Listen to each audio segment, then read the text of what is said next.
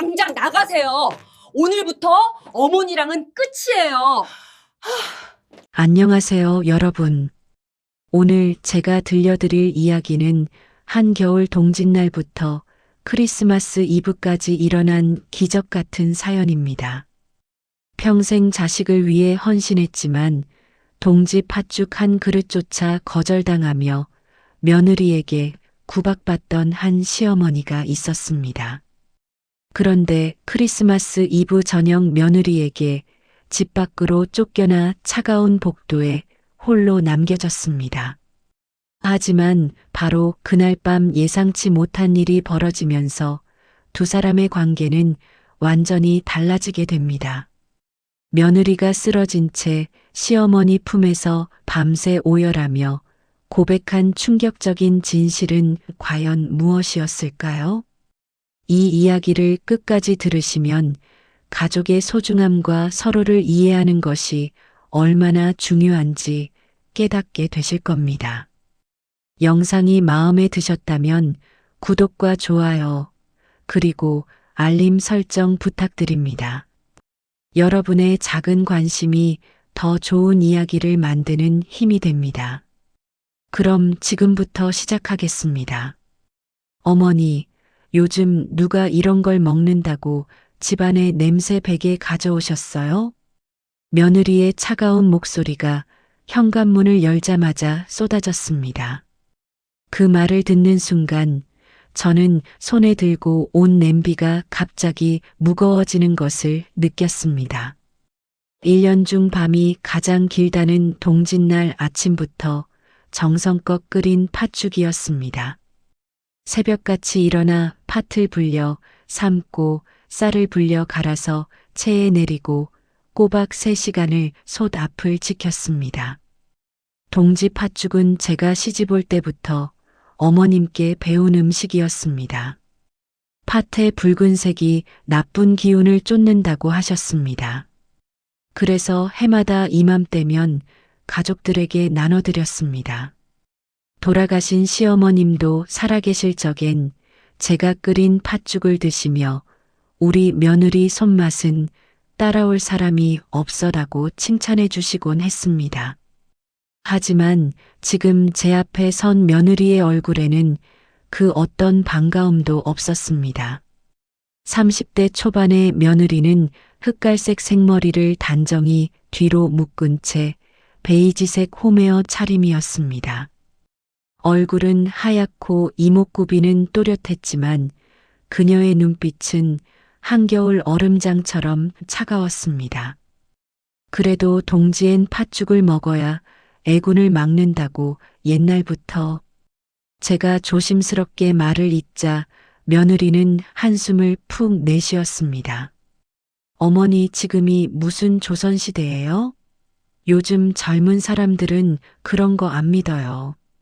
그리고 집안에 냄새 배면 환기시키기도 힘든데 왜 자꾸 이런 걸 가져오세요? 며느리의 말투는 점점 날카로워졌습니다. 저는 아무 말도 하지 못한 채 냄비를 들고 그대로 서 있었습니다. 복도의 찬바람이 등 뒤로 스며들어 왔습니다.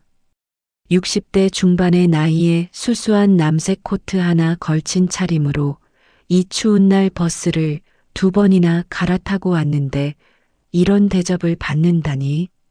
일단 들어오세요. 며느리는 마지못해 문을 열어주었습니다. 저는 냄비를 조심스럽게 들고 주방으로 걸어갔습니다. 거실은 깨끗했습니다. 하얀 소파와 유리 테이블이 반짝반짝 빛났고 창가에는 초록색 화분들이 줄지어 놓여 있었습니다. 제가 살던 낡은 연립주택과는 달리 이곳은 새 아파트라 모든 게 말끔했습니다. 주방에 들어서자 며느리가 따라왔습니다. 저는 냄비를 가스레인지 구석에 조용히 내려놓았습니다. 뚜껑을 열자 고소한 팥죽 냄새가 피어올랐습니다. 하얀 새알심이 동동 떠 있고 파탈이 알맞게 풀린 모습을 보니 그래도 마음이 놓였습니다. 어머니, 식사는 하고 가실 거예요? 며느리의 물음은 형식적이었습니다. 대답을 기다리는 목소리가 아니었습니다. 저는 고개를 저었습니다. 아니다, 나 약속이 있어서 금방 가야 해. 팥죽은 데워서 먹으면 되고 새알심도 들어있으니까 맛있게들 먹어라. 네, 알겠어요. 며느리는 냉담하게 대답했습니다. 그리고는 거실로 돌아가 소파에 앉아 스마트폰을 들여다보기 시작했습니다. 저는 현관으로 향했습니다. 신발을 신으며 거실을 힐끗 쳐다보니 며느리는 여전히 고개도 들지 않았습니다. 그럼 다녀올게. 네, 조심히 가세요. 문을 닫고 나오니 다시 찬바람이 얼굴을 후려쳤습니다. 저는 코트 깃을 여미며 엘리베이터를 기다렸습니다. 가슴속 어딘가가 서늘했습니다. 동지 팥죽 한 그릇도 반갑지 않다는 며느리의 차가운 태도가 마음에 걸렸습니다. 혹시 제가 뭘 잘못한 걸까요? 아니면 며느리가 원래부터 저를 싫어했던 걸까요? 엘리베이터 안에서 저는 거울에 비친 제 모습을 보았습니다. 짧은 자연 펌머리에 주름진 얼굴, 세월의 무게가 고스란히 드러난 모습이었습니다. 며느리 같은 젊은 사람 눈에는 제가 구닥다리 노인으로 보일지도 모르겠다는 생각이 들었습니다. 그날 이후 며느리의 태도는 더 차갑게 변했습니다. 저는 일주일에 2~3번씩 아들 집에 들러 집안일을 도왔습니다. 청소도 하고 반찬도 만들어주고 빨래도 개어주었습니다. 며느리가 직장을 다니니 집안일이 많을 거라 생각했습니다. 어느 날 저는 일찍 가서 냉장고를 열었습니다. 시든 채소들과 유통기한이 지난 반찬통들이 어지럽게 놓여 있었습니다. 저는 한숨을 쉬며 냉장고를 정리하고 신선한 재료로 반찬을 만들기 시작했습니다. 된장찌개와 시금치나물 그리고 고등어 조림까지 정성껏 준비했습니다.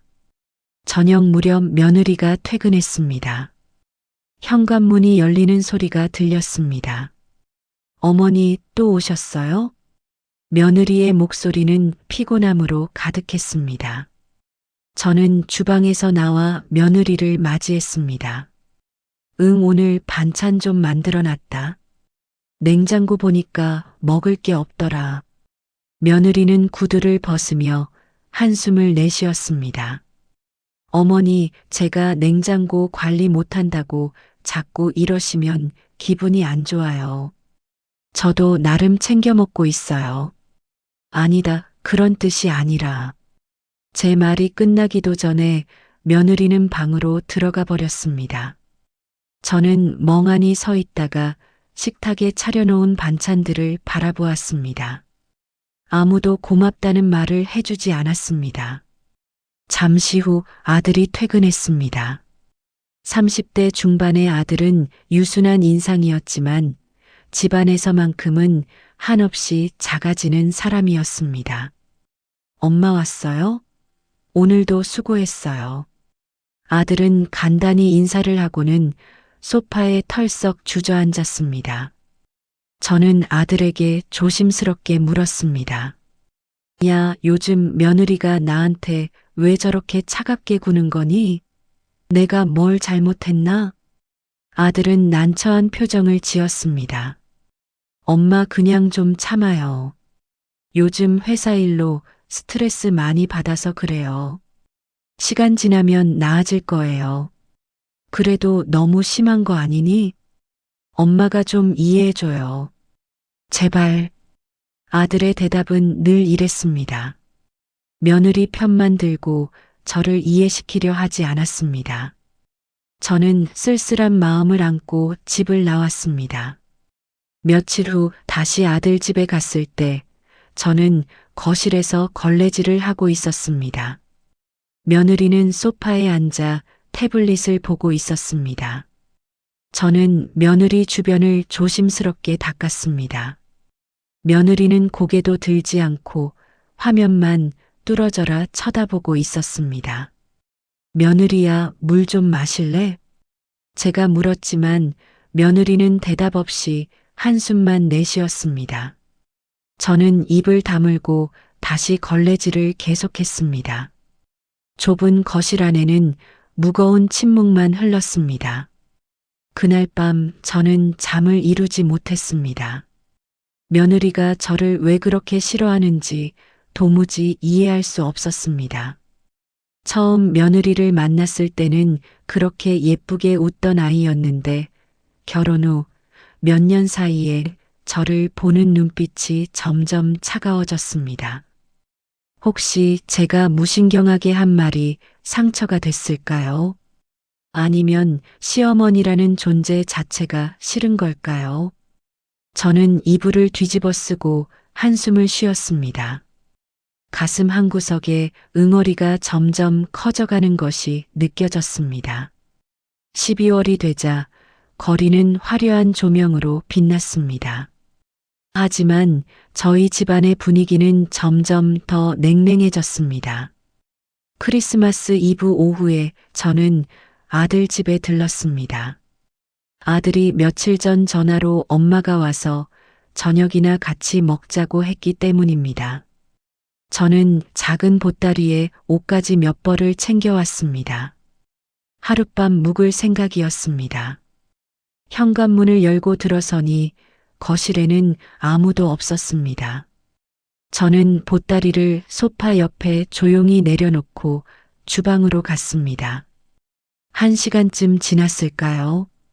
현관문이 거칠게 열리는 소리가 들렸습니다. 며느리였습니다. 며느리는 얼굴이 하얗게 질려 있었고 눈가가 붉게 부어 있었습니다. 뭔가 안 좋은 일이 있었던 게 분명했습니다. 며느리는 거실로 들어서자마자 소파 옆에 놓인 제 보따리를 보았습니다. 그 순간 며느리의 표정이 일그러졌습니다. 어머니, 오늘 또 주무시고 가실 거예요?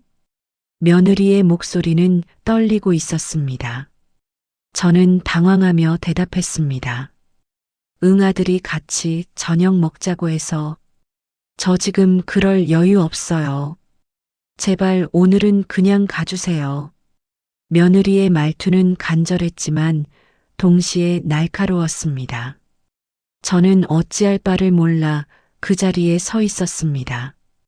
며느리는 보따리를 집어들어 제 앞에 내밀었습니다. 어머니, 정말 죄송하지만 오늘은 안 돼요. 저 혼자 있고 싶어요. 며느리야, 무슨 일 있니? 얼굴이 왜 그렇게 안 좋아?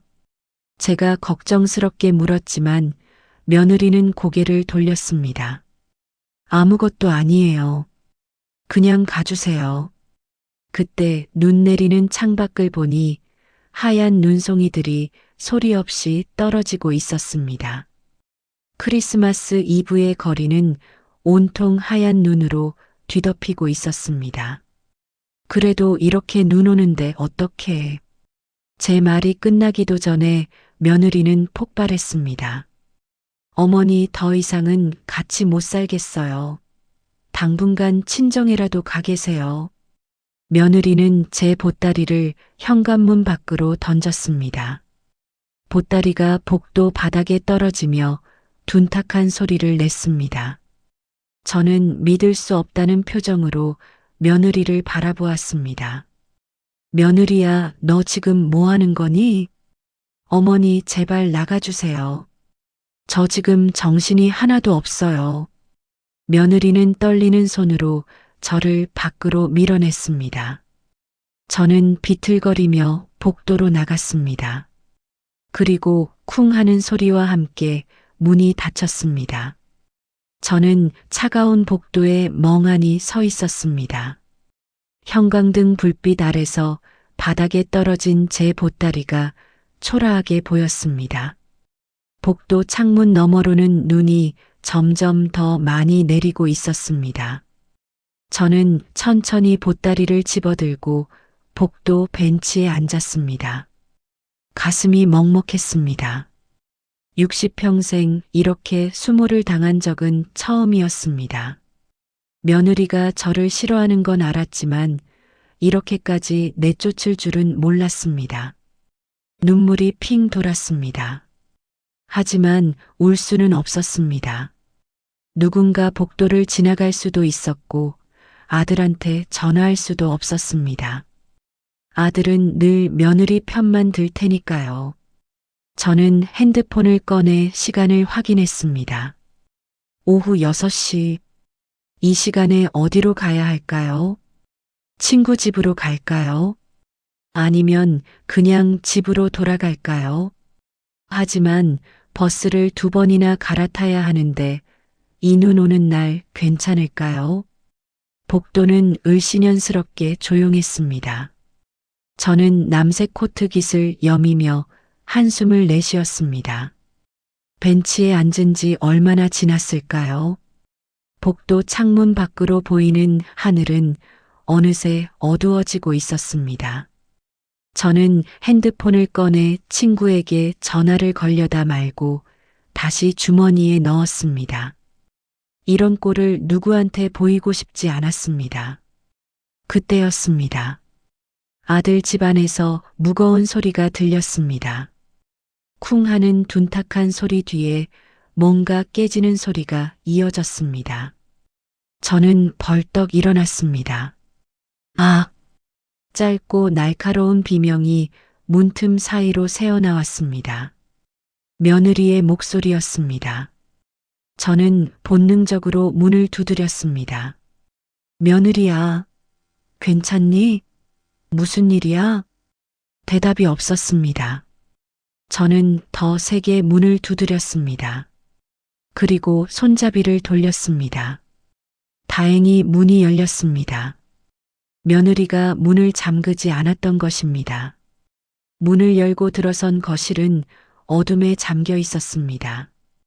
불을 켜지 않아서 희미한 복도 불빛만이 실내를 비추고 있었습니다.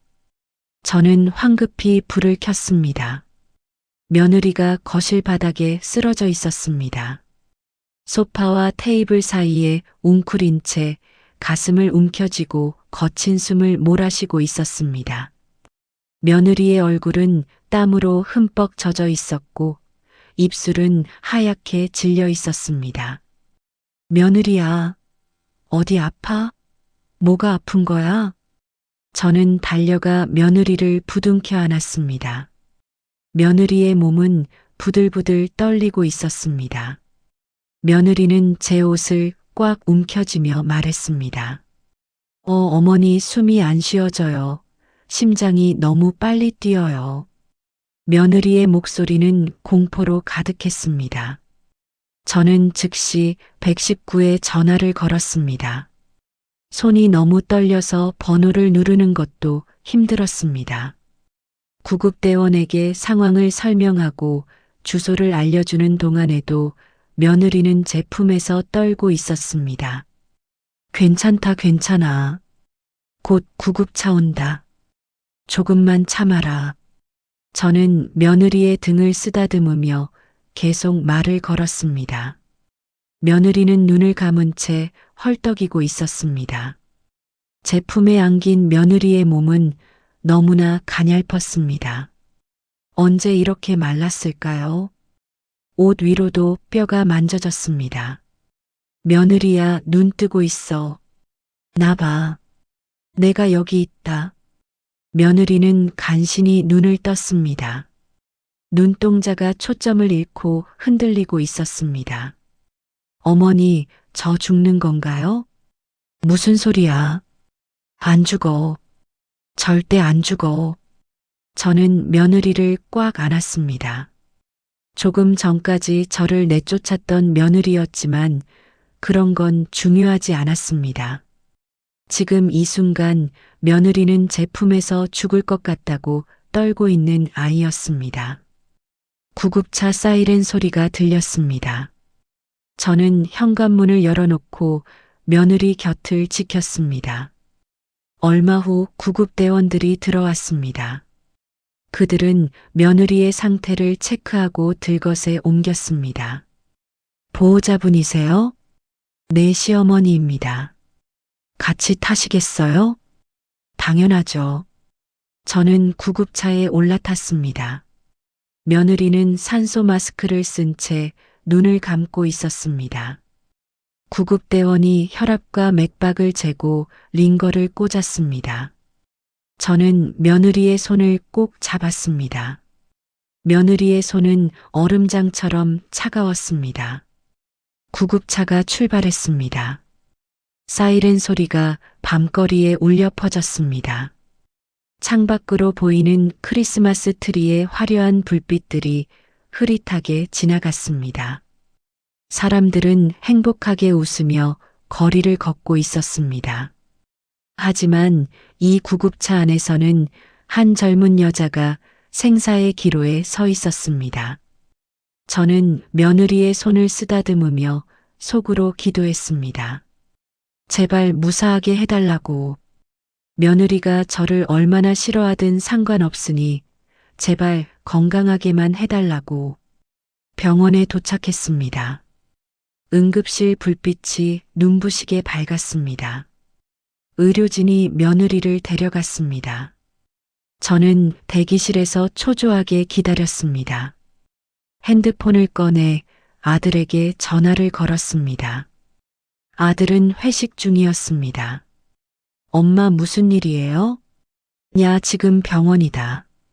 며느리가 쓰러져서 119 불렀어. 네. 지금 어디 병원이에요? 저는 병원 이름을 알려주었습니다. 아들은 당황한 목소리로 곧 가겠다고 말하고 전화를 끊었습니다. 저는 다시 대기실 의자에 앉았습니다. 시계를 보니 밤 8시가 넘었습니다. 대기실에는 다른 환자 보호자들이 지친 얼굴로 앉아 있었습니다. 저는 떨리는 손으로 물을 마셨습니다. 목이 바짝 타들어가는 것 같았습니다. 1시간쯤 지났을까요? 의사가 나왔습니다. 환자 보호자분이세요? 네, 그렇습니다. 환자분은 과도한 스트레스와 심리적 불안으로 인한 공황 발작으로 보입니다. 지금은 안정을 찾았고 입원 치료가 필요합니다. 공황 발작이요? 내 정신적 스트레스가 누적되면 이런 증상이 나타날 수 있습니다. 자세한 건 내일 정신건강의학과 상담을 받아보시는 게 좋겠습니다. 저는 고개를 끄덕였습니다. 의사가 돌아가고 저는 다시 의자에 주저앉았습니다. 며느리가 그렇게 힘들었구나. 저는 전혀 몰랐습니다. 며느리는 병실로 옮겨졌습니다. 4인실이었지만 다행히 다른 환자들은 없었습니다. 며느리는 하얀 병원복을 입고 침대에 누워 링거를 맞고 있었습니다. 얼굴은 여전히 창백했지만 숨은 고르게 쉬고 있었습니다. 저는 침대 옆 의자에 앉아 며느리를 지켜보았습니다. 며느리의 잠든 얼굴을 이렇게 가까이서 본 건 오랜만이었습니다. 까만 속눈썹이 길게 늘어져 있고 콧날은 오똑했습니다. 처음 며느리를 만났을 때가 떠올랐습니다.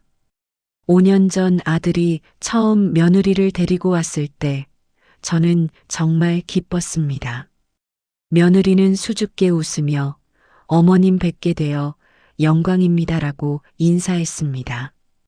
그때 며느리의 눈은 맑고 밝았습니다.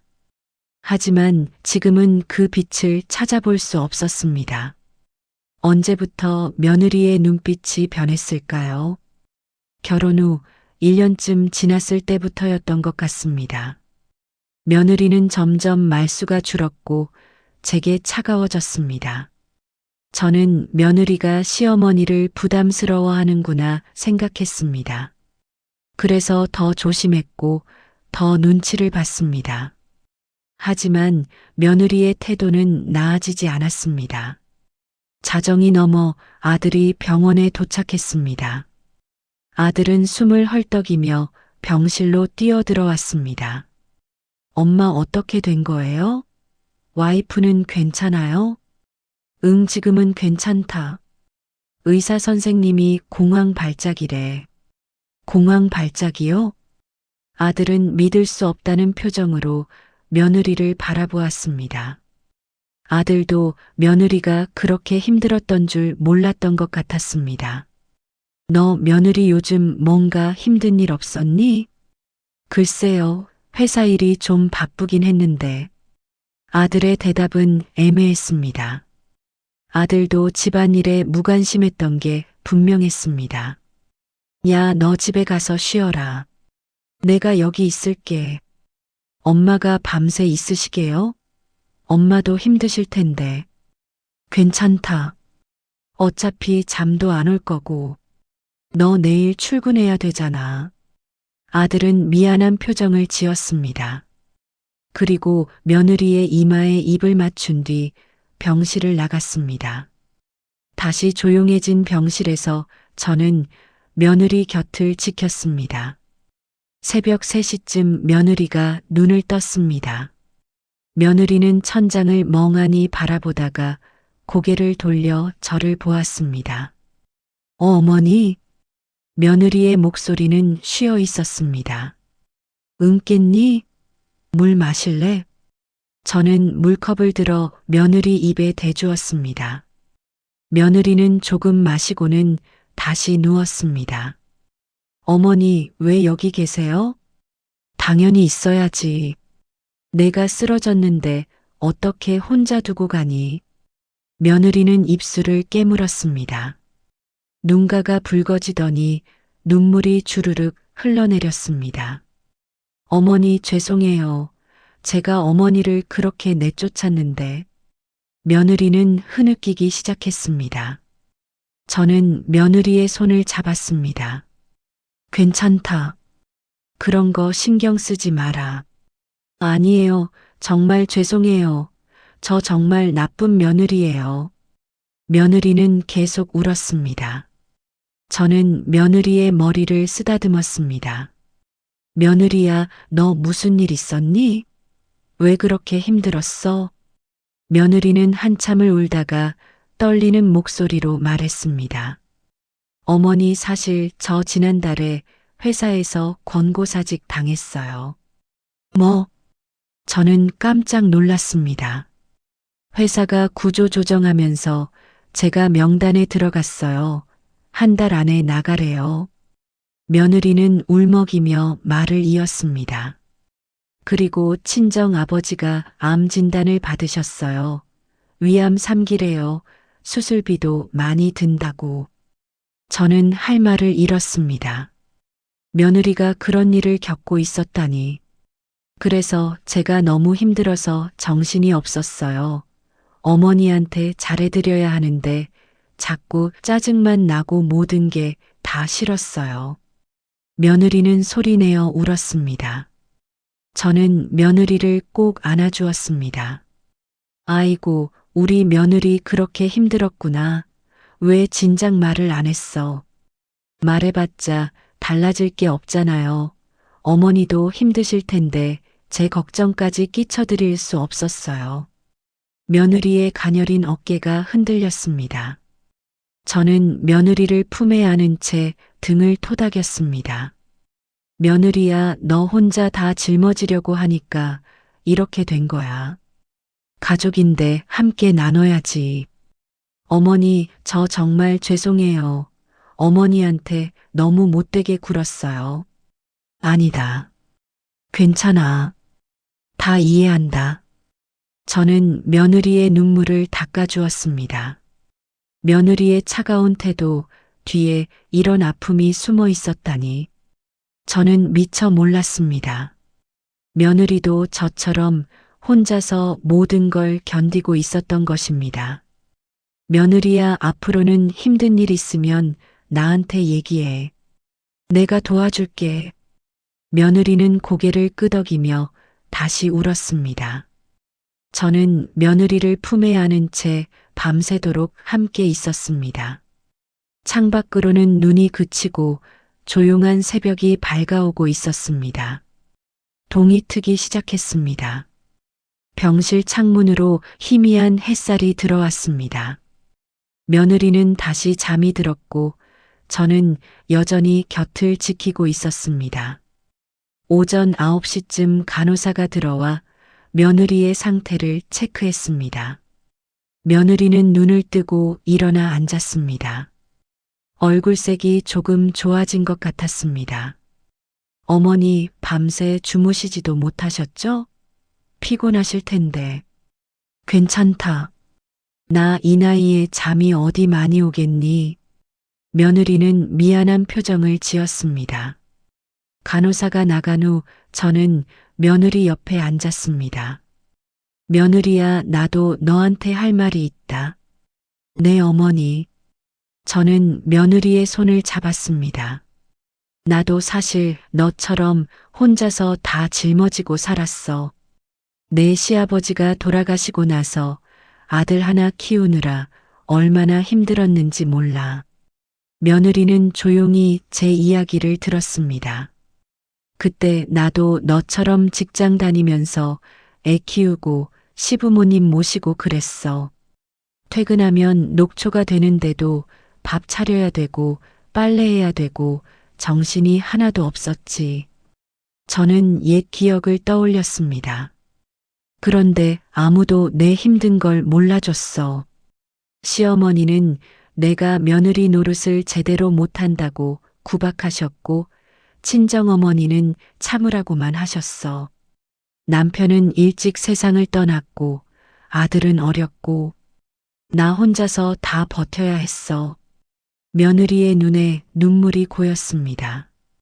그래서 나는 내 마음을 다 안다. 혼자 짊어지려고 하니까 세상이 다 적처럼 보였던 거지. 아무도 내 편이 없는 것 같고 모두가 나를 힘들게 하는 것 같았어. 저는 며느리의 손을 꼭 쥐었습니다. 며느리야, 나는 내가 나를 싫어한다고 생각했어. 내가 뭘 잘못했나 매일 고민했지. 하지만 이제 알겠다. 내가 나를 싫어했던 게 아니라 내가 너무 힘들었던 거구나. 며느리는 고개를 숙이고 울기 시작했습니다. 어머니, 정말 죄송해요. 제가 너무 이기적이었어요. 아니다.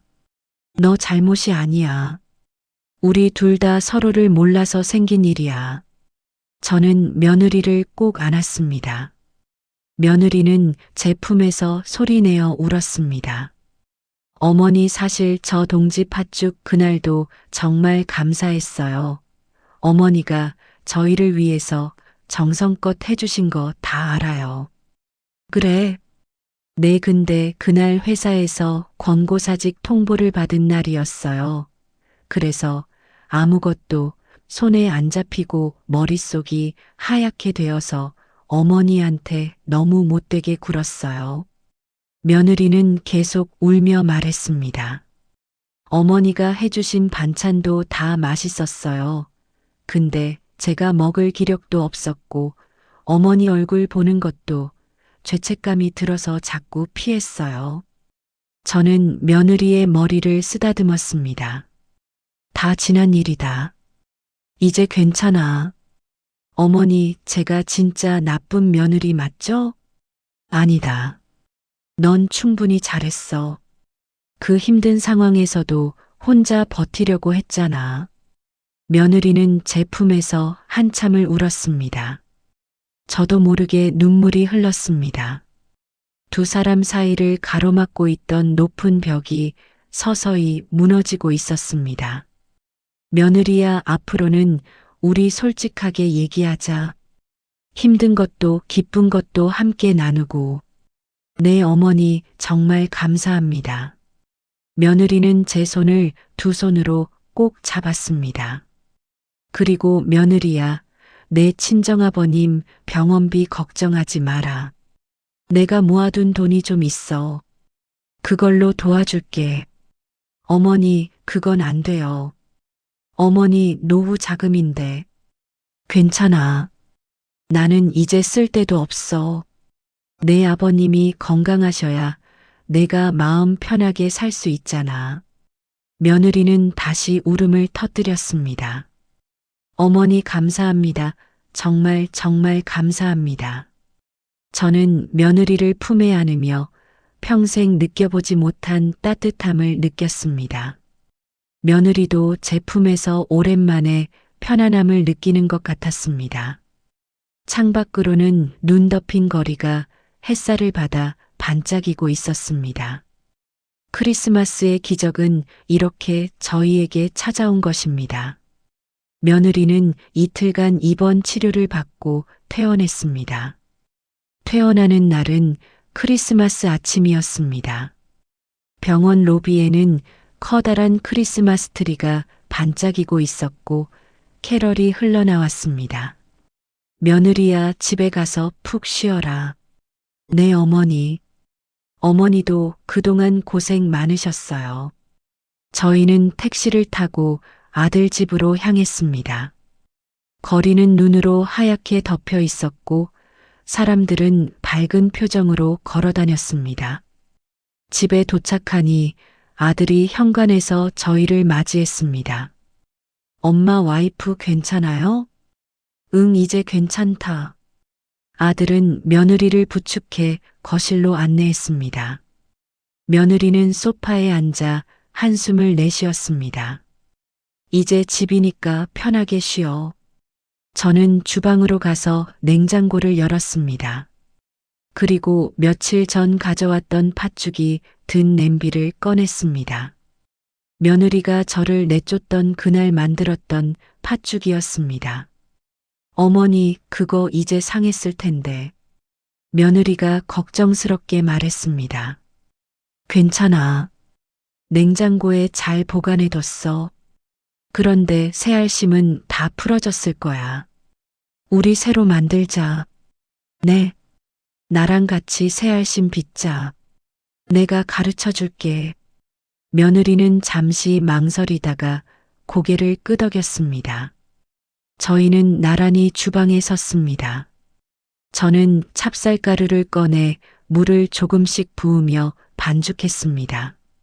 이렇게 물을 조금씩 넣어서 귀 찌르기로 만들어야 해. 너무 질면 모양이 안 잡혀. 네, 어머니. 며느리는 조심스럽게 반죽을 만졌습니다. 저는 며느리 옆에서 시범을 보였습니다. 이렇게 동글동글하게 빚으면 돼. 크기는 엄지손가락 끝마디 정도로. 며느리는 서툰 솜씨로 새알심을 빚기 시작했습니다. 처음 만든 새알심은 찌그러지고 크기도 제각각이었습니다. 어머니, 제가 손재주가 없어서. 아니야, 처음 치고 잘하는 거야. 나도 처음엔 이것보다 못했어. 저는 며느리가 만든 찌그러진 새알심을 집어들었습니다. 이게 복주머니처럼 생겨서 더 맛있겠구나. 며느리는 환하게 웃었습니다. 오랜만에 보는 며느리의 밝은 웃음이었습니다. 어머니, 정말이요? 그럼 진짜야. 새알심은 모양보다 마음이 중요한 거야. 저희는 한참 동안 새알심을 빚었습니다. 주방에는 웃음소리가 가득했습니다. 며느리는 새알심을 빚으면서 제게 회사 얘기도 하고 친정 얘기도 했습니다. 저는 며느리의 이야기를 들으며 고개를 끄덕였습니다. 며느리야, 회사는 다시 구하면 돼. 너 같은 인재면 어디서든 환영받을 거야. 어머니, 그렇게 말씀해 주시니 용기가 나요. 그리고 내 아버님도 꼭 나으실 거야. 우리 함께 기도하자. 네, 어머니. 새알심을 다 빚고 나자 저는 냄비에 팥죽을 데웠습니다. 고소한 냄새가 주방 가득 퍼졌습니다. 예전 같았으면 며느리가 싫어했을 냄새였지만 이제는 아니었습니다. 어머니 냄새 정말 좋아요. 그래, 그럼 됐다. 저는 새알심을 팥죽에 넣었습니다. 새알심이 동동 떠오르며 익어갔습니다. 며느리야, 새알심이 떠오르면 다 익은 거야. 네, 알겠어요. 며느리는 신기한 듯 냄비를 들여다보았습니다. 어머니, 제가 이거 처음 만들어 봐요. 그래. 그럼 앞으로 자주 해먹자. 팥죽은 몸에도 좋아. 네, 꼭 배우고 싶어요. 팥죽이 다 끓자 저는 그릇에 담았습니다. 김이 모락모락 나는 팥죽에는 하얀 새알심이 가득 떠 있었습니다. 자, 이제 먹자. 저희는 식탁에 둘러앉았습니다. 아들도 함께 앉았습니다. 엄마, 와이프 오늘 팥죽 만들었어요? 대박인데요? 어머니가 가르쳐 주셨어. 며느리는 수줍게 웃었습니다. 저는 며느리 그릇에 새알심을 더 담아주었습니다. 많이 먹어라. 기운 차려야지. 네, 어머니 감사합니다. 며느리는 숟가락으로 팥죽을 떠서 입에 넣었습니다. 그리고 눈을 감으며 음미했습니다. 어머니, 정말 맛있어요. 그래, 다행이다. 저도 팥죽을 한 숟가락 떠먹었습니다. 달콤하고 고소한 맛이 입안에 퍼졌습니다. 며느리와 함께 만든 새알심은 유난히 더 맛있었습니다. 어머니, 내년에도 꼭 같이 팥죽 끓여주세요. 며느리가 말했습니다. 저는 며느리의 손을 잡았습니다. 그럼 당연하지. 우리 매년 동짓날마다 같이 만들자. 네, 어머니. 약속이에요. 며느리는 환하게 웃었습니다. 그 웃음을 보니 가슴이 뭉클했습니다. 식사를 마치고 저희는 거실로 나왔습니다. 창밖으로는 다시 눈이 내리기 시작했습니다. 하얀 눈송이들이 소리 없이 떨어지며 세상을 덮어가고 있었습니다. 눈이 또 오네. 아들이 창밖을 보며 말했습니다. 크리스마스에 내리는 눈은 특별한 것 같아요. 며느리가 말했습니다. 저는 소파에 앉아 눈 내리는 풍경을 바라보았습니다. 그러게, 올해 크리스마스는 정말 특별하구나. 며느리는 제 옆에 앉았습니다. 그리고 제 어깨에 머리를 기댔습니다. 저는 며느리의 머리를 쓰다듬었습니다. 어머니, 정말 죄송하고 감사해요. 무슨 소리야? 우리 이제 가족인데. 네, 어머니 말씀이 맞아요. 우리 진짜 가족이에요. 며느리의 목소리가 떨렸습니다. 저도 눈물이 핑 돌았습니다. 며느리야, 앞으로 우리 아프지 말고 행복하게 살자. 네, 어머니. 꼭 그렇게 할게요. 아들이 저희를 보며 미소 지었습니다. 엄마, 와이프 이제 사이 좋아진 거예요? 그럼 당연하지. 저는 아들을 보며 웃었습니다. 야, 너도 이제부터는 집안일 좀 도와라. 와이프 혼자 다 하게 하지 말고. 네, 알겠습니다. 제가 잘못했어요. 아들은 며느리에게 미안하다는 표정을 지었습니다. 며느리는 아들의 손을 잡았습니다. 여보, 우리 앞으로 같이 잘해보자. 응, 그래. 미안해. 저는 두 사람을 보며 흐뭇하게 웃었습니다. 이제야 진짜 가족이 된 것 같았습니다. 저녁이 되자 저희는 다시 식탁에 둘러앉았습니다. 남은 팥죽을 데워서 저녁 식사로 먹기로 했습니다. 어머니, 팥죽 진짜 맛있어요. 또 먹고 싶었어요. 며느리는 그릇에 팥죽을 담으며 말했습니다. 그래, 그럼 많이 먹어. 저는 며느리 그릇에 새알심을 더 넣어 주었습니다. 어머니, 저 내년 동짓날에 팥죽 혼자서도 끓일 수 있을까요? 당연하지. 내가 다 가르쳐 줄게. 그럼 어머니 오셔서 같이 먹어요. 제가 정성껏 끓여드릴게요. 그래, 고맙다. 저는 며느리의 말이 진심임을 알 수 있었습니다.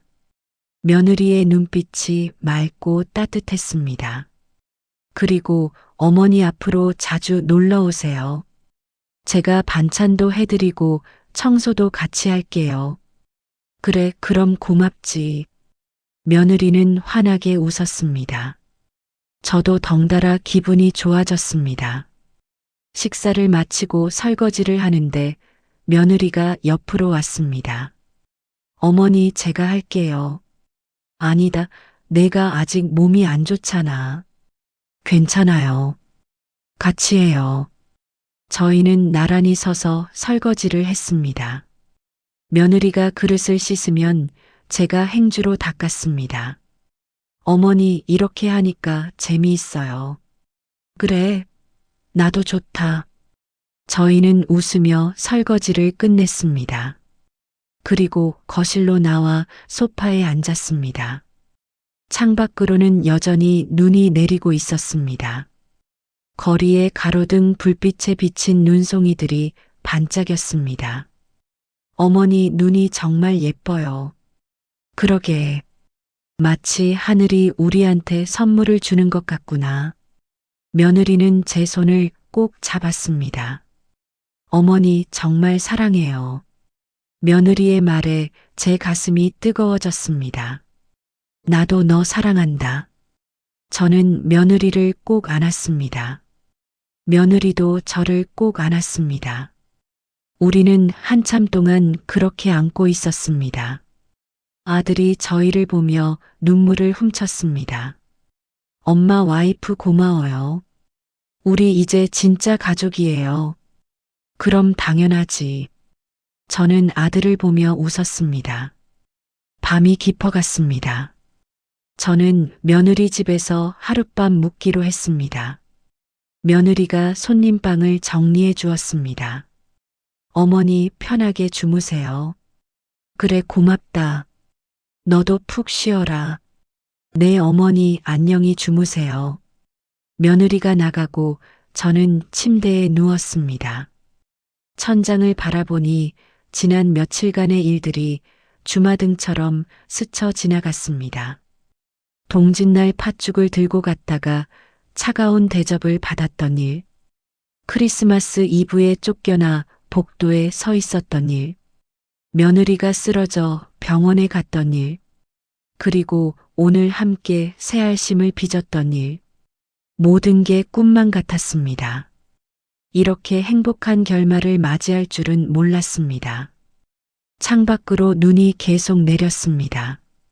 하얀 눈은 세상의 모든 상처를 덮어주는 것 같았습니다. 저는 눈을 감으며 감사 기도를 올렸습니다. 며느리를 제게 보내주셔서 감사합니다. 저희에게 화해의 기회를 주셔서 감사합니다. 이제 저희가 진정한 가족이 될 수 있게 해주셔서 감사합니다. 저는 평온한 마음으로 잠에 들었습니다. 오랜만에 편안한 잠이었습니다. 다음 날 아침 저는 며느리가 끓여준 미역국을 먹었습니다. 며느리는 서툴지만 정성껏 만든 아침 식사를 차려주었습니다. 어머니, 맛있어요? 응, 정말 맛있다. 저는 며느리를 보며 환하게 웃었습니다. 며느리도 환하게 웃었습니다. 식탁에 둘러앉은 저희 가족은 비로소 진정한 가족이 되었습니다. 차가운 겨울바람도 눈보라도 이제 우리를 갈라놓을 수 없었습니다. 창밖으로는 여전히 눈이 내리고 있었습니다. 하얀 눈은 새로운 시작을 알리는 축복 같았습니다. 여러분, 오늘 이야기 어떠셨나요? 동지 팥죽 한 그릇을 둘러싼 시어머니와 며느리의 이야기였습니다. 때로는 우리가 사랑하는 사람에게 상처를 주기도 하고 오해를 하기도 합니다. 하지만 진심으로 마음을 열고 대화한다면 어떤 갈등도 해결할 수 있다는 것을 이 이야기가 보여주고 있습니다.